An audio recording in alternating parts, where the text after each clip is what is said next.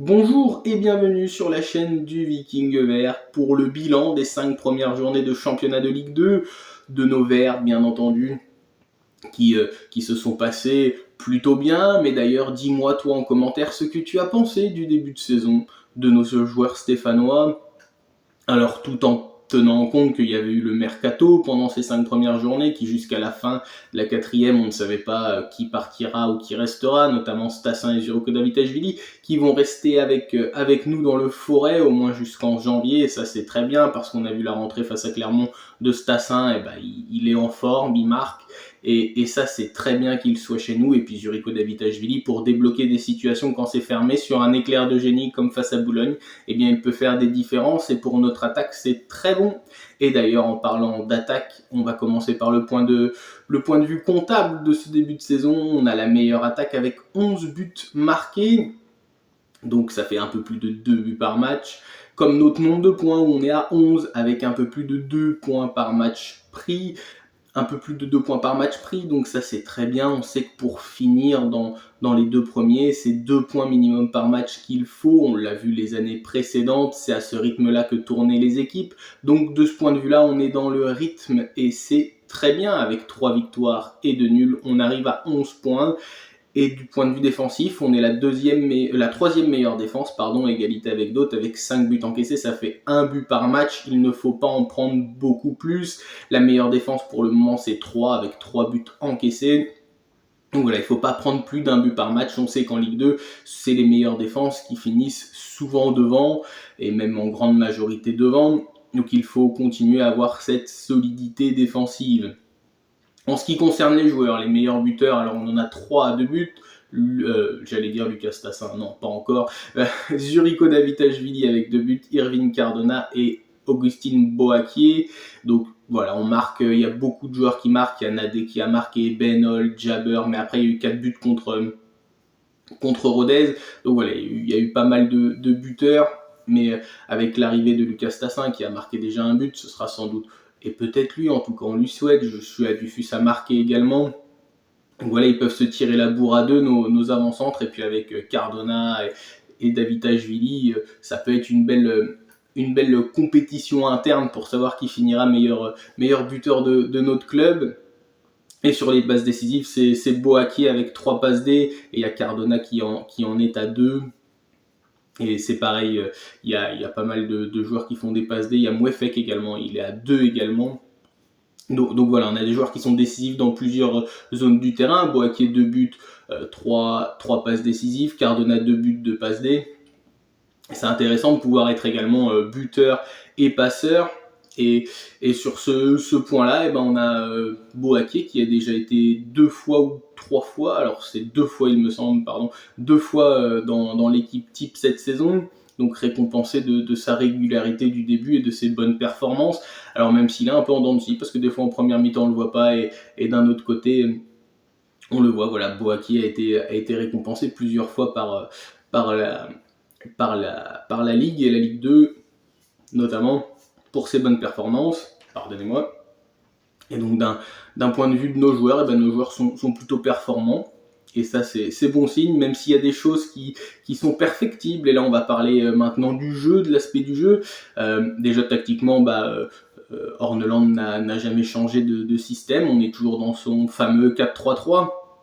Donc la question qui se pose, c'est est-ce que toute la saison on va jouer comme ça? Est-ce que les équipes adverses vont s'y attendre et trouver la solution pour nous déjouer? Ou est-ce qu'il faudrait mieux pas de temps en temps modifier cette manière, cette tactique pour essayer justement que ce soit nous qui surprenons l'adversaire, pour essayer de s'adapter au jeu très défensif? Est-ce qu'on pourrait pas tenter un 3-5-2, un 4-2-3-1 plus classique, ou un 4-4-2 à plat, 4-4-2 en losange, sachant qu'on a Stassin et Dufus qui pourraient peut-être jouer tous les deux ensemble, pourquoi pas, ou avec Boakier qui a montré que quand il jouait en pointe, il pouvait être décisif. Donc voilà, c'est au coach de pouvoir aussi évoluer tactiquement quand le besoin s'en fait ressentir, de faire les bons choix. Et puis c'est pas forcément, on peut commencer en 4-3-3, puis au bout d'un moment dans le match on n'y arrive pas, comme c'est compliqué face à des défenses resserrées, de dire bon hop, on va passer à 2 devant, on va changer quelque chose. Et ça peut être totalement possible. C'est un feeling aussi d'être coach, c'est faire le bon choix au bon moment. Et j'espère que Horneland l'aura pour toute la saison. Donc, euh, donc sur le petit point de vue tactique, voilà, est-ce qu'on va rester en 4-3-3 toute la saison? Oui, je pense qu'il n'y a pas de surprise, mais après il ne faut pas hésiter à le modifier pour essayer de surprendre l'adversaire, bien entendu. D'un point de vue des joueurs individuellement, donc on a l'Arseneur qui fait pour l'instant son taf, même si face à Laval, il y a eu sur le dernier but où il est un peu fautif, il aurait dû sortir il aurait dû aller tout arracher. Mais c'est plutôt bon. Puis défensivement, on a trouvé notre charnière centrale, hein. Chico Lamba, Michael Nadé, ça fait plutôt le travail, même s'il y a des ajustements à faire. Il y a Chico Lamba qui vient d'arriver, il y a le temps d'adaptation de certains. Là maintenant, il y a 5 journées de jouer. Normalement, les mecs, ils se connaissent. Et ils ne peuvent être que complémentaires, je pense, Lamba et Nadé, parce que déjà il y a un gaucher et un droitier, donc ça c'est plutôt bien pour quand on joue défenseur central d'avoir les deux pieds, et puis avoir un joueur de chaque pied, et puis ils ont de quoi être complémentaires avec un Chico Lamba beaucoup plus rassurant, et puis Nadé qui emmène beaucoup de muscles, et qui fait ce qu'il sait faire, et puis il arrive à marquer de temps en temps, et c'est ce qui fait une des forces de Nadé. Moi, je trouve personnellement, même s'il y a beaucoup de choses à améliorer, Chico Lamba, on a vu tout de suite qu'il avait sa petite renommée au Portugal, que tout le monde comprenait pas pourquoi il signait en Ligue 2, et il a montré qu'il avait le niveau largement, dans toute sa sérénité qu'il dégage, il en impose en fait, il se fait rarement prendre, tout est quasi juste de la part de Lamba. Et franchement, c'est une bonne pioche, je pense, pour notre équipe et puis pour dans cette optique de remonter. Et puis après à droite, on va parler d'un autre Portugais, notre latéral droit portugais. Alors on n'a pas encore eu la chance de voir Stojkovic sous le maillot vert. Alors il y a eu Denis Sapia qui a fait une petite apparition, blessé malheureusement. On parlera un petit peu des blessés un petit peu après. Blessé malheureusement pour lui, et donc qui n'avait pas fait un grand match à Laval. Et puis après, Joao Ferreira, j'allais dire Paulo, non, Joao Ferreira a pris la place, donc on voit que c'est plutôt un joueur, un latéral offensif, contre-attaquant, tout comme Ebenezer Hanan de l'autre côté, mais défensivement, on voit il y a quand même quelques manques, parce que Joao Ferreira, sur plusieurs actions, et notamment un but, celui face à Grenoble, où il oublie son marquage sur des repositionnements de latéraux. Il faut pas oublier qu'un latéral, avant d'être un latéral offensif, c'est pas des pistons, c'est des latéraux, donc ils sont là également pour défendre. Et je trouve que dans ce domaine-là, que ce soit Hanan ou Ferreira, je les trouve un peu justes. D'ailleurs, face à Clermont, Joao Ferreira a eu la note que de 4, alors que beaucoup de gens avaient dit qu'il avait fait un bon match. Moi, je l'avais trouvé un peu en difficulté quand même sur son côté, sur le rôle défensif, même si offensivement il y a des qualités, hein. On voit bien que c'est un joueur qui peut prendre la profondeur, dédoubler avec beaucoup d'activité. Mais il ne faut pas non plus oublier que les latéraux, c'est des joueurs défensifs de base, et ça peut nous porter à préjudice, et ça nous l'a déjà porté, notamment face à Grenoble, où on a perdu 2 points sur ce genre d'action, et c'était Bernauer qui était de ce côté-là d'ailleurs, et Bernauer qui fait un peu le pompier de service en jouant latéral gauche à la place de Hanan. Ça prouve aussi que l'effectif a pas pléthore de solutions, et ça va peut-être faire du bien de retrouver Batubinsika et Masson qui vont réintégrer le groupe. Masson, je l'avais oublié dans une de mes vidéos d'ailleurs où on parlait de l'effectif, mais Masson qui a cette capacité de pouvoir jouer et latéral droit et latéral gauche. On sait que quand il est sur le terrain en général il donne tout. Je suis pas un grand fan de Masson, mais on sait qu'il va se battre avec générosité et qu'il fera le job quand il sera sur le terrain. Donc voilà, puis à voir si Bernauer il continue à le mettre latéral gauche tant que Hanan n'est pas là. On entend parler de le mettre peut-être en 6 par rapport à la blessure de Mouefek, et là on va venir au milieu de terrain du coup. Donc avec Jabber, Tardieu et Mouefek en principal, même si Mouefek est blessé. Et puis derrière, il y a le jeune Gadek Bekou. On a vu Miladinovic aussi, qui a été une bonne surprise contre Clermont. Donc voilà, Jabber, il fait beaucoup d'efforts. C'est vraiment un joueur qui a beaucoup d'activité, beaucoup de muscles, qui fait beaucoup d'efforts pour l'équipe. Il a même été récompensé par son premier but sous notre maillot. Donc je pense que c'est une bonne recrue, au moins pour la Ligue 2. Dans cette optique de montée, il faut ce style de joueur capable de muscler l'entrejeu. C'est ce qu'il faisait avec Mouefek. Mouefek avait été très bon 3-4 matchs avant de se blesser. On sait très bien que Mouefek, quand il enchaîne des matchs, on sait qu'il y a ce risque de blessure. Et on va parler de ça après, les blessures bien entendu.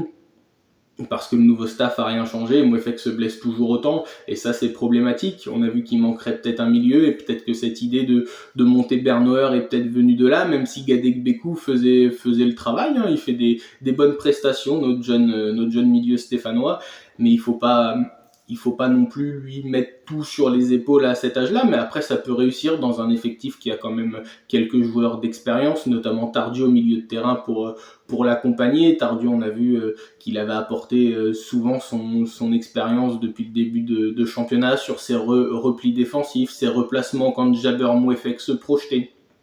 Tardieu a été très intéressant dans un travail un peu de l'ombre, où on le voit pas beaucoup, mais qui travaille pour les autres et avec les autres, et ça c'est très important d'avoir ce style de milieu-là, d'être capable de faire la compensation quand il y a un mec qui monte plus haut que prévu et qui dézone un petit peu, et Tardieu avait cette capacité à faire les replis importants pour l'équipe. Et le milieu de terrain était bien et performant depuis le début de saison, mais attention, avec les blessés, on voit que tout de suite on est peut-être un peu juste dans l'effectif. Et ce sera peut-être réajusté d'ailleurs en janvier, ou réajusté en interne avec peut-être une montée de Bernauer en 6, il en a les capacités, que ce soit technique ou physique, de jouer à ce poste-là. Et puis offensivement, comme avait dit le coach de Rodez, Santini, on aimerait avoir le choix des joueurs qu'a Orneland devant. On aimerait bien ne serait-ce que d'en avoir un. Alors oui, 11 buts marqués forcément, et puis avec Stassin qui reste au club, et ça c'est positif. On a une attaque qui a performé, qui a trouvé les failles quand il fallait les trouver, avec Cardona, Stassin, Davitashvili, Benol, Boakier, Dufus, El Jamali qui est normalement un joueur offensif, Nguessan qui va revenir, donc ça fait du monde. Et ça va être dur de faire des choix pour Orneland. Les plus performants joueront, hein, c'est ce qu'il faut de toute façon. Il faut installer une concurrence. Celui qui joue bien, il joue. Mais quand tout le monde est performant, ça complique un peu la tâche. Mais on a vu que les mecs, quand ils rentraient, ça a apporté du positif, comme Miladinovic. On va repartir sur les milieux. Miladinovic qui a été une bonne surprise contre Clermont, donc ça fait une solution en plus dans le milieu, en espérant qu'il continue dans sa lancée du match en Auvergne. Et offensivement, on marque des buts, on est plutôt performant, et il faut que ça continue comme ça, même si des fois on a du mal à se trouver la faille, on a du mal à faire la différence balle au pied. Je pense notamment à Cardona qui alors c'est mon point de vue, hein, peut-être que je me trompe, mais dès qu'il a le ballon au pied, il a du mal à dribbler en 1 contre 1.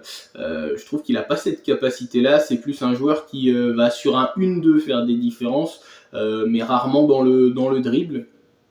Et je trouve que c'est dommage, parce qu'il a une bonne pointe de vitesse. S'il pouvait réussir des fois à déborder son vis-à-vis, comme face à Clermont quand il fait cette passe décisive, ou à Stassin qui nous permet de marquer, c'était une belle action.